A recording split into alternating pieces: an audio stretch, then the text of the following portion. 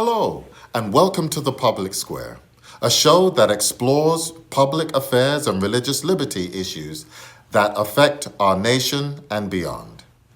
I'm your host, Paul Goodridge, and I serve as the Public Affairs and Religious Liberty Director for the South Central Conference of Seventh-day Adventists. Each show, we'll talk to individuals who are on the front lines of the fight for civil and religious liberty. My goal is to inform about issues that directly and indirectly have an impact on everyday life, ignite meaningful thought and reflection, integrate faith principles in how we relate to others, and inspire people to action. So, thanks for joining us, and let's meet in the public square.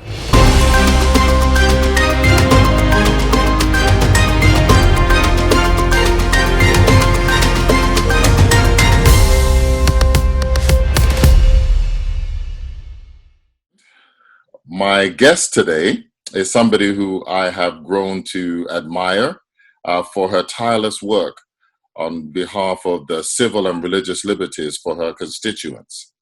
Her name is Amireh Al Haddad, and she is the Director for Religious Liberty for the Southern Union Conference of Seventh-day Adventists, located in Atlanta, Georgia.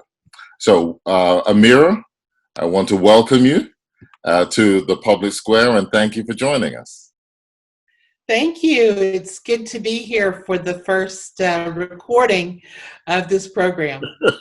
Yes, my maiden voyage. So tell us a little bit about yourself in terms of who you are, where you work, and what you do, and even the territory that it covers. Well, right now I'm working from my living room. As you can see, during the COVID-19 pandemic, and but on a normal day, I work at the Southern Union Conference, which is located in the metropolitan Atlanta area. Okay. Our territory covers 8 states and 8 conferences that comprise the Southern Union here in the southeastern part of the United States. I've been doing this for 20 plus years, okay. Not to give my age away. Oh, no. Don't look over there, 80. So.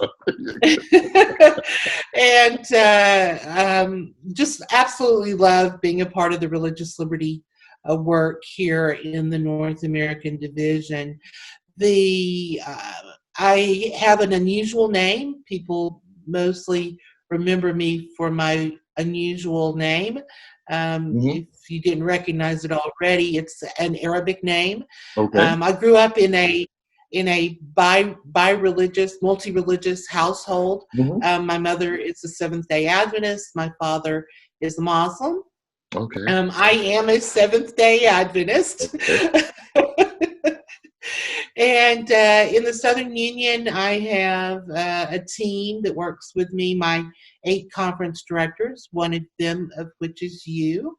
And then in my office, I have an associate director, Pastor Kevin James. Okay. And we love working for and with our church members, and we are here for you always, even during COVID-19. Oh, well, and we thank you for that. Now, can you just mention those 8 states, the 8 conferences and the states that the Southern Union covers? Sure. Oh boy, a pop quiz today. Yeah, I won't ask you to do it in alphabetical order. We'll go with the conferences first. The conferences are Carolina, Florida, Georgia, Cumberland, Gulf states, Kentucky, Tennessee, South Atlantic, South Central, and Southeastern. Those are the 8. Hopefully I didn't forget any.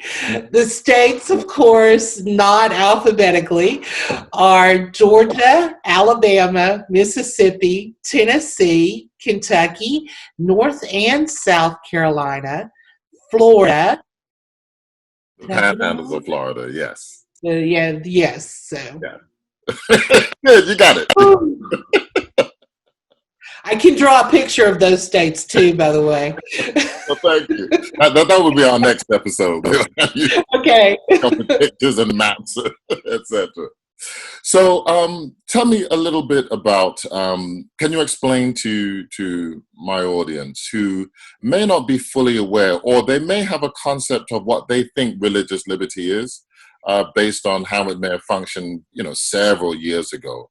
But I know things have changed a little bit now. So, explain to them from your perspective what public affairs and religious liberty is. So the important thing that I need to point out is a lot of times people just refer to us as religious liberty, but it's just as important to remember that we're also public affairs. Mm-hmm. And so besides the normal things that you think of, besides Liberty Magazine and the Religious Liberty Offering that people give every year, we think of Sabbath accommodation cases as well. Yes. Which is a big issue for Seventh-day Adventists. Where it branches out is in our legislative work. Okay. We are monitoring our 8 state legislatures. Mm-hmm. I just named those states so you'll know which ones they are. But in addition, we do public affairs work in the realm of issues of justice, issues of religious liberty, issues of conscientious choice, Mm-hmm. those types of things. So when a church member, say for instance, is going to be naturalized, a naturalized citizen, one thing that they can do is call our office and get a letter that we will prepare for them that states that they don't bear arms because they're following their conscience. And as a non-combatant, which many Adventists are, Mm-hmm. they will do alternative service. We help our students who have testing on Sabbath issues. We have been doing justice and conscience conferences Mm-hmm. with the regional conferences on those issues. So it really just branches out, and it can go from very different things on any given day. Yes. So one thing I've realized, in working with this position is that it is so much broader than just, as you had mentioned, the idea of, my job wants me to work on Sabbath, so can I get a letter saying that, as Seventh-day Adventist Christians, we don't, work on from Sunset Friday to Sunset Saturday.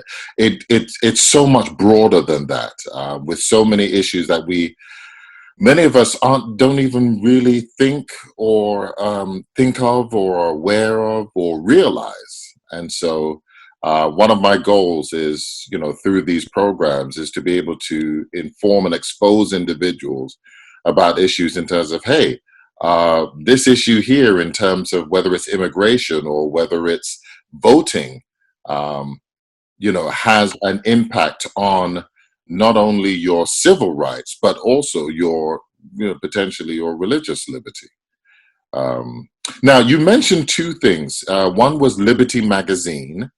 If you can tell us a little bit more about that. And then the other one is the Liberty Offering, and especially some of the things that the offering goes towards. Sure, those are great questions. Well, first of all, Liberty Magazine is the department's vehicle for witnessing to elected officials. Okay.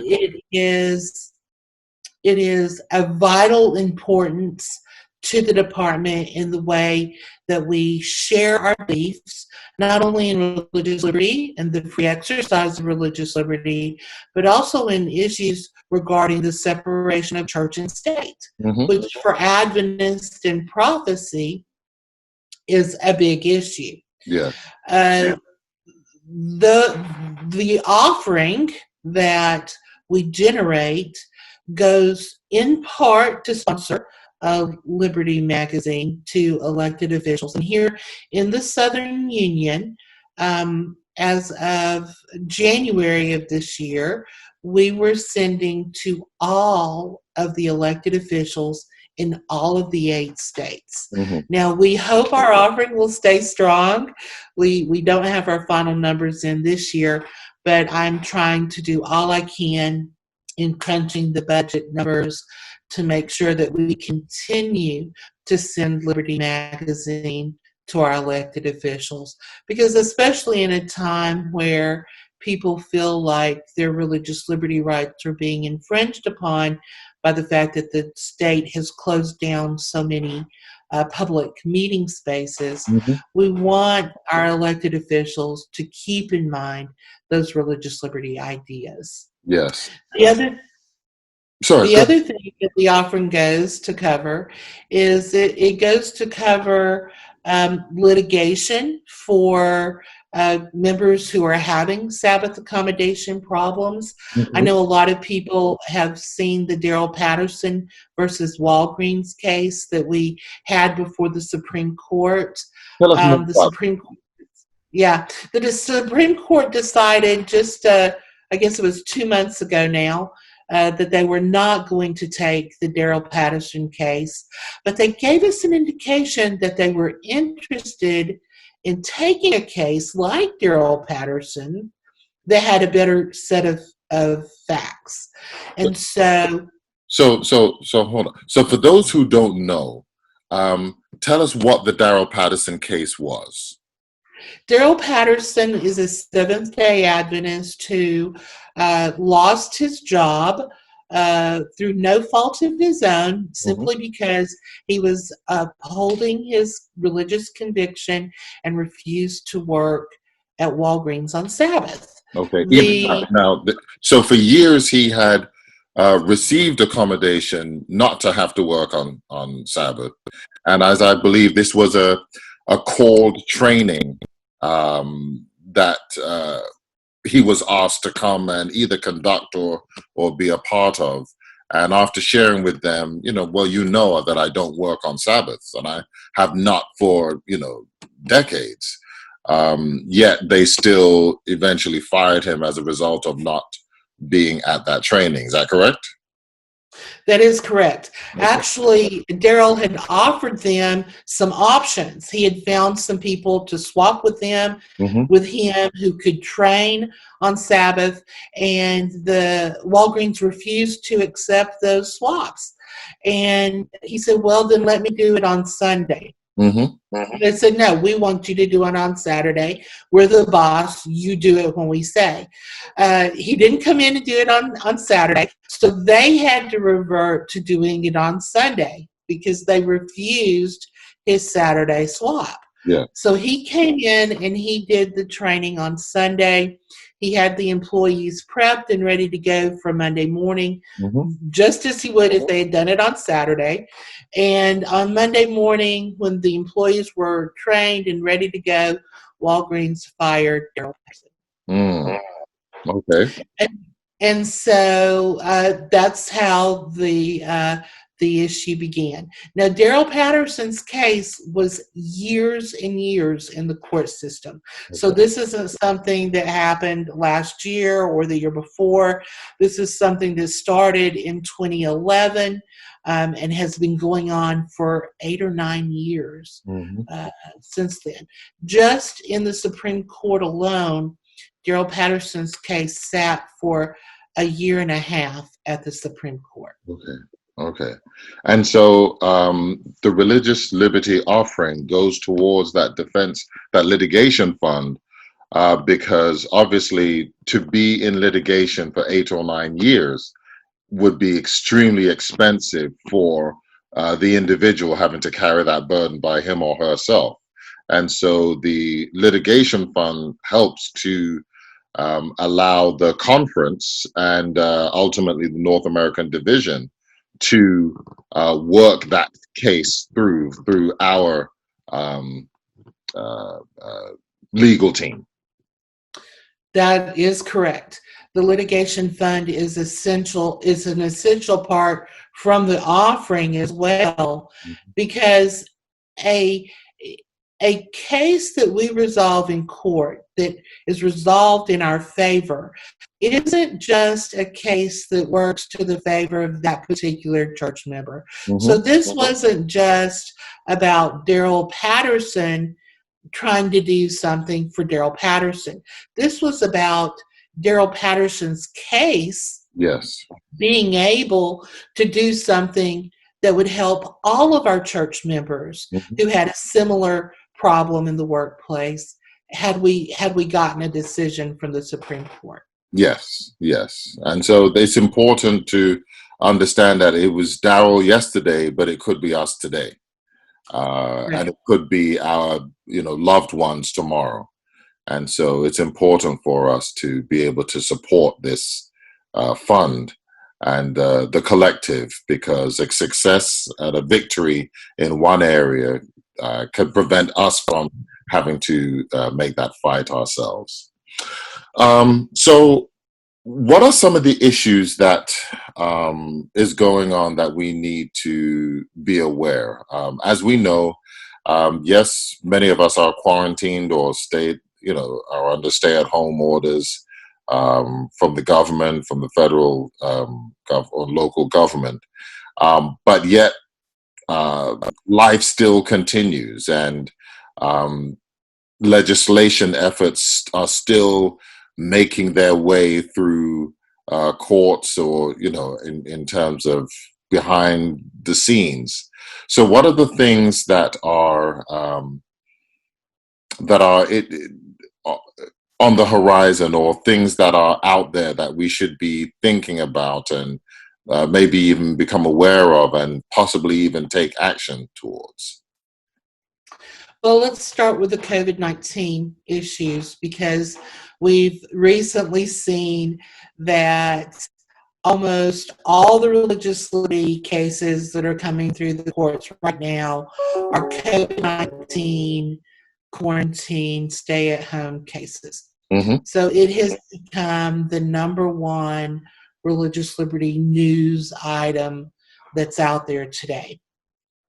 The courts, except for one case last week, the courts have all upheld the quarantining and the staying at home orders from individuals who were complaining that their free exercise had been violated when their churches were shut down for social gatherings. The one exception to what we've seen so far, and we're at the end of April now, so we've been quarantining for almost 6 weeks. The one exception was a case in Greenville, Mississippi, your territory, Pastor Goodrich, and that instance was a drive-through Easter service. And in that instance, the court said that by being in their cars, the people were quarantining and they were practicing social distancing.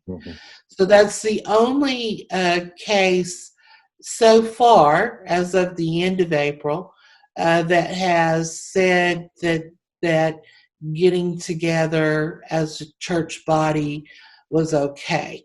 I believe, if I'm not mistaken, the Greenville, Mississippi police ticketed people for showing up at that church service, even though, again, they were in their cars and not in church.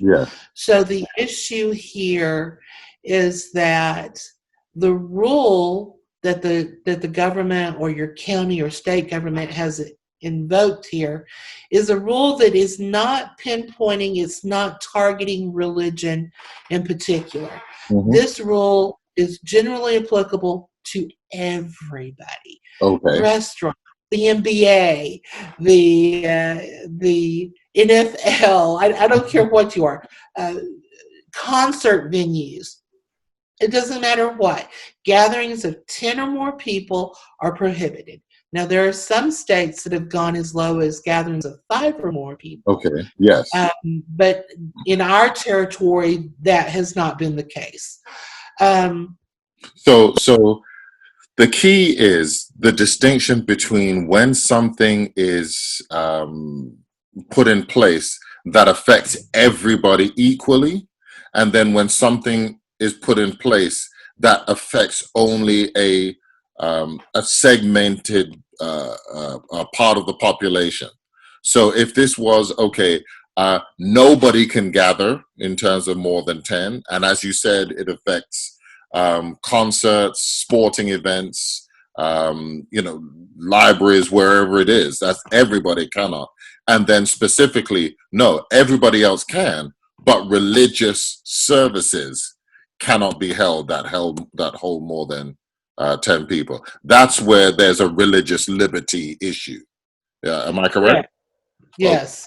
So they're not pinpointing and they're not taking out a small segment of society. They're not saying we're going to do this for religion because we don't like religion. Or we're going to do this to Adventists because we don't like Adventists. They're not saying that. Yes. They're saying this is what society is going to do to overcome a contagion that is spreading among us and is highly contagious. Yes. And we actually see examples of God telling the children of Israel to do that with leprosy within the camp of Israel. Yeah. And he says in Leviticus 13, I think, he says, when someone is contaminated, you need to take them outside the camp, quarantine them, and let them, be well before they come back in the camp. Correct.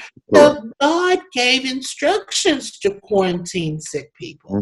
And it's interesting to know, I did a little research on this because it's interesting to know that what they were talking about in Leviticus, I understand to be leprosy. And leprosy, of course, today is preventable, it's curable. You're not going to die of leprosy, and we can treat it. But in Bible times, you couldn't treat it. Yes. But the way that we find leprosy is transmitted is through droplets. Isn't that interesting? Yes. Yeah. So leprosy is transmitted through droplets just as COVID-19 is. And God tells the children of Israel, this is what you need to do. Now, the difference is in leprosy, you have a visible sign that someone is sick. You have the sores. But in COVID-19, you can be asymptomatic and you don't know who is. And so part of this is us saying, look, God gave us brains. He gave us brains so that we could use our discernment in knowing what's appropriate when something is appropriate. And so as a moral imperative on us as Christians, we need to act in a way that safely protects our community. And if you don't know that you have COVID and you're sitting there worshiping, and I got to tell you, you want to spread droplets, you have a congregation sing a hymn. Yes. Right? Absolutely. And I know when I go to South Central, I am bombarded with hugs. And sometimes people will kiss me on the cheek, and I love that. The social distancing. We are a loving church family. And so all of these things are not good when there is a non-curable, non-preventable disease that's going around. And so at this point, and I'm saying here at the end of April, I'm telling you, quarantining is not a religious liberty issue. Okay. It's something that you may not like and you may complain about, but that we have the moral imperative to keep ourselves and our loved ones and our neighbors safe. Yes, and that's what we're trying to do. Exactly. Gotcha.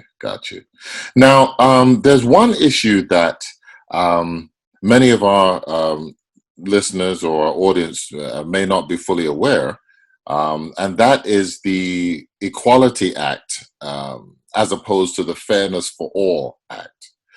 Can you tell us a little bit about what the Equality Act is, and why the need for the Fairness for All Act? Sure. So we'll start with the Equality Act. It's Okay. House Bill number 5. It was passed last May, almost a year ago, and it is a bill that gives the LGBTQ community protection above and beyond the traditional protection Mm-hmm. that religious people have. So, where we as religious people have been protected for our conscientious choices since our founding fathers created the Constitution, uh, the Equality Act Mm-hmm. uh, would kind of wipe that out. It would say, we don't care if your religious beliefs are violated, you cannot act in this manner because LGBTQ community has rights that are above and beyond your Okay. rights. Okay. So, for that reason, we are opposed to the Equality Act, which is not equality. Mm-hmm. It is still putting one thing above another. So let's just be clear. Um, we're not opposing protecting the rights of the LGBTQ community, because a threat to justice for one is a threat to justice for all, and we are all created as free moral agents, with the ability to choose however we want to, and so we want to protect individuals' rights to choose how they live, or it's who they love, etc. So it's not a case of not wanting to protect rights, but it's a case of not protecting those rights over the rights of those who choose to live differently. Correct. Okay. So we have a secular government, and Mm-hmm. within our secular government, we have always said that the Constitution and the laws of this land should not be used to control the morality of individuals. Mm-hmm. We have said that for a long time because we believe our end time prophecy believes that certain religious observances will be forced upon us. Yes. And so part of who we as Seventh-day Adventist Star as a people is to address this issue of forcing religion upon people who don't believe or don't see eye to eye. Mm-hmm. And so we say as a people that our religion shouldn't be forced upon the LGBTQ community. But at the same time, the LGBTQ community, because they live and work and function in a secular society, Yes. should have rights and privileges that in some cases they are being denied. Yes. So an LGBTQ individual who identifies in that group should be able to have a house. Mm-hmm. They shouldn't be able to say, well, we're not going to rent to you because you're gay. Yeah. Or we're not going to rent to you because you're a lesbian. We don't want people to lose their job because Yeah. someone says, I don't want to employ a transgendered individual. Mm-hmm. Those things need to be protected in our society.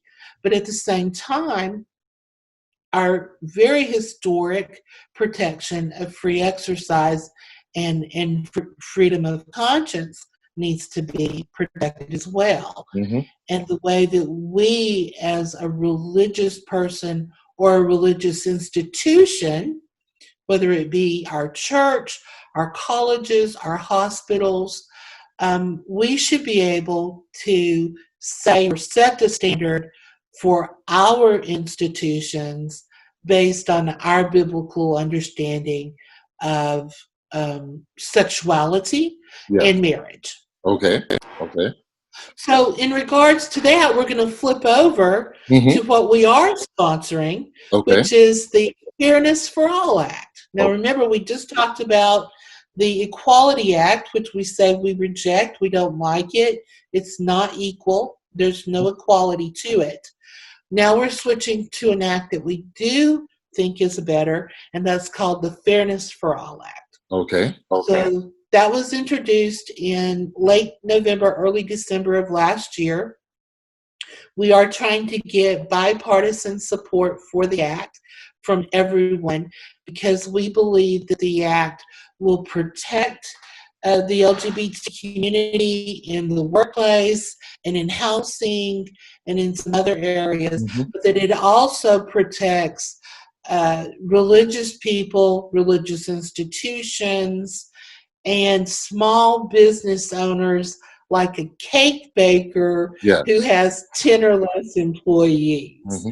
So, this is why we are moving forward with the Fairness for All Act. Now, some church members have been put off. I think some church members have been confused between the difference between the Equality Act and the Hmm. Fairness for All Act. So I want to make sure that we know there is a difference between these two. Yes. And also to let church members understand that because this is a Fairness for All Act, that there is a segment of the LGBT community that has to move with us in the wagon. We have to Mhm. load them into the wagon with us if we want to deliver, the freight, which is this legislation, Yes. to get it passed. Yeah. So now that's an interesting idea, because I know there are people who feel that we should not partner with individuals who don't believe as we do, and we should, be able to stand up for ourselves and venture out, uh, on our own in terms of whether it's legislation or etc. But the reality is, as Seventh Day Adventists, we are so small of a part of the larger society that if we were to try to do things by ourselves, our voice would just be drowned out. It's like one individual trying to, um, sing in a stadium full of, 10, 20, 30, 40, 50, 60,000 people who are all screaming and shouting. There's no way that you could hear that one individual sing from his or her seat. But if we're able to join with other entities that have a similar desire for the outcome, then our voices now are able to be heard in a much louder and clearer way. I know you. We had talked some time ago, and you were telling me about. I want to say, was this the Sunday law, Sunday Blue law, and something dealing with pub owners and prostitutes. I think. I, Yes. I may be confusing it a little bit. Share us about. No, no, you have it almost right. So this is in California in the late 1880s. Okay. There was a movement, a Sunday law movement, which the Republicans in California were trying to move forward. Mhm. And in at that time, we had had church members who had been jailed because they were working at the press on Sunday, and we had had a couple of problems with this. And so Joseph Wagner, who was then the editor of Liberty Magazine, said, let's go and let's talk to the Republicans. Let's ask them to carve out an exemption from the Sunday law so that we can get this worked out. Yeah. And we went as a church to the Republican Party in California, and we asked for the exemption. And the Republicans said, no, we're not going to give you the exemption. No exemptions. This is Sunday laws. This is what we need. This is what's going to happen. So then Joseph Wagner said, well, let's go to the Democrats. And the Democrats at that time were very similar to the Democrats now in California. I'm not trying to say that negatively, but it ended up that it was a coalition of people who opposed the Sunday laws. Yeah. And the people that opposed it were the saloon owners, they were the brothel keepers, Yeah. they were the gambling hall managers and owners. And so Wagner went to these guys and said, we're opposed to this Sunday law. What can we do? And they said, well, we're not trying. We have something better. We don't want to carve out an exemption. We want to defeat the Sunday law in general. And so we did. It made for very strange bedfellows to be, consorting with saloon owners and brothel keepers and gambling hall establishments.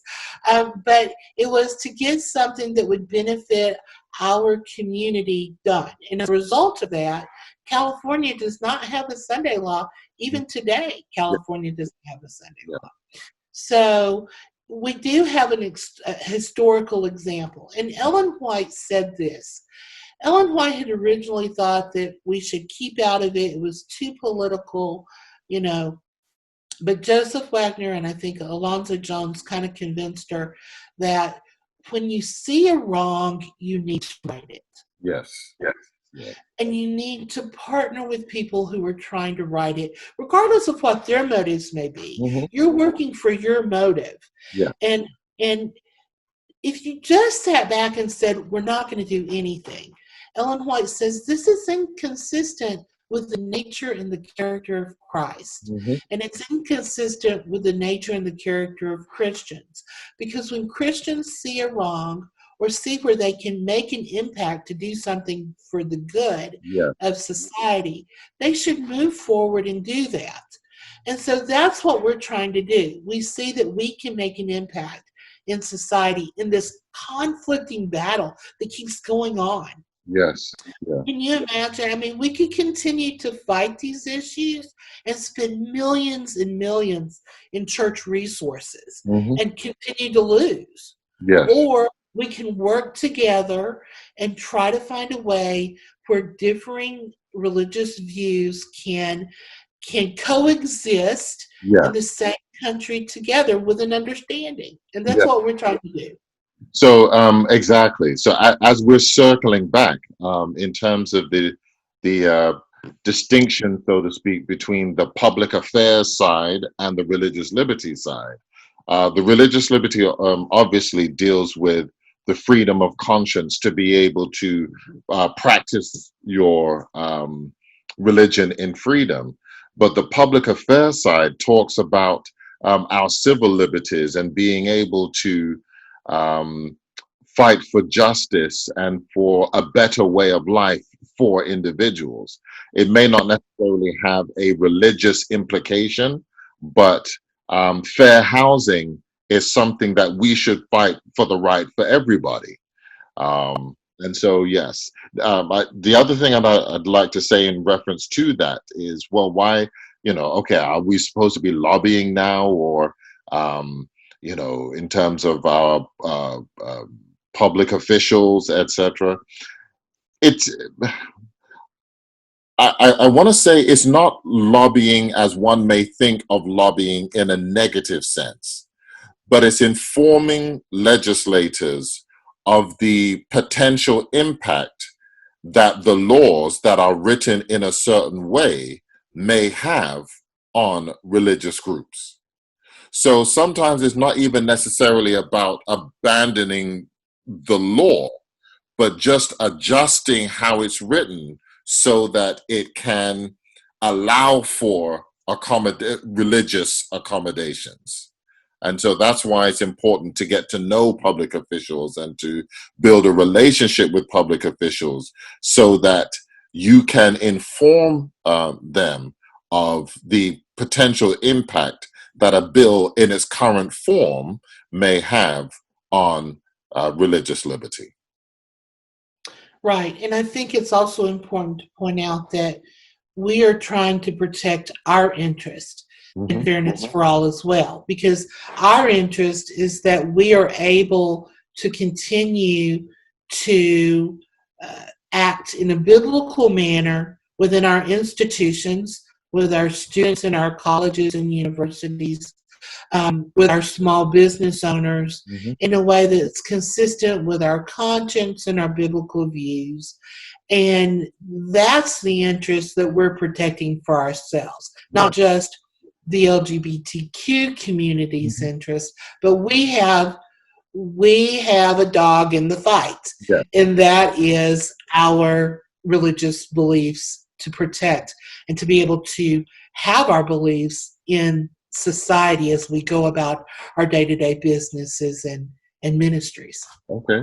So, as we prepare to close, if people want to find out more about the Fairness for All Act, how can they, where can they go to find out more information? And if they want to get involved in terms of trying to speak to their legislators to support it, how can they do that?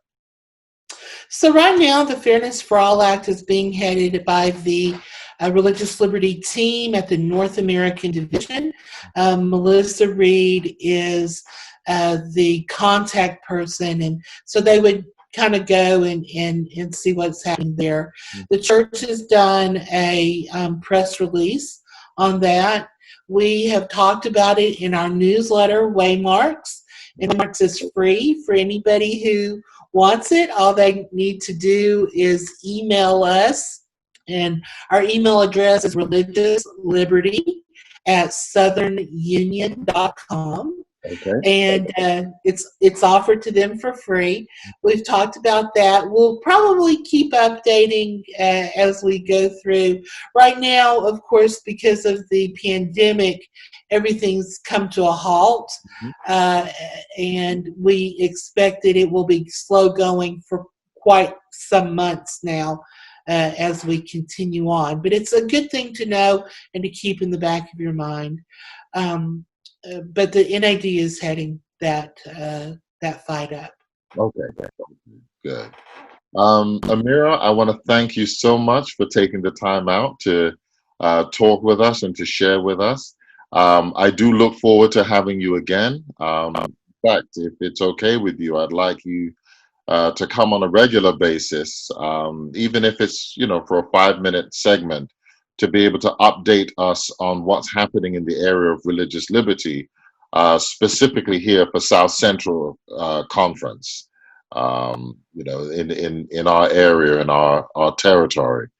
If you can update us on a regular basis, things that we need to look out for, things we need to be aware of, actions that we may need to take to, again, protect the civil liberties and the religious liberty of our constituents.